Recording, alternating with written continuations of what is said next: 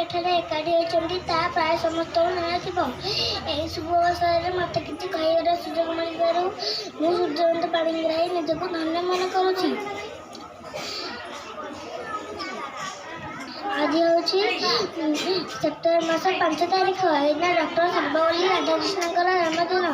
ତାଙ୍କର ଏହି ଜନ୍ମଦିନଟିକି ଆମେ ଗୁରୁ ଦିବସ ରୂପେ ପାଳନ କରୁ। ଆମର ପ୍ରଥମ ଗୁରୁ ହେଉଛନ୍ତି ବାପା ଓ ମାମା। ତାଙ୍କ ହାତରେ ଆମେ ଚାଲି ଶିଖିଥାଉ ଓ ଧୀରେ ଧୀରେ ବଡ଼ ହେଉ। ତାପରେ ଆମେ ବିଦ୍ୟାଳୟକୁ ଆସୁ। ଆମେ ଶିଶୁମାନେ ହେଉଛୁ କଞ୍ଚା କାଦୁଅ ପଡ଼ିଲା ପରି। ଆମ ଗୁରୁଜୀ ଗୁରୁମାନେ ଆମକୁ ଯେମିତି ତିଆରି କରିଛନ୍ତି ଆମେ ସେପରି ହୋଇଥାଉ। ତ ଆସ ଆମେ ଶପଥ ଆମେ ଜୀବନ ମଣିଷ ହେଇ ଆମ ଗୁରୁଜୀ ଗୁରୁଙ୍କ ନାଁ ରଖିବା। ମୁଁ ଏତିକି ଭାଷଣ ଶେଷ କରୁଛି। ପ୍ରଣାମ।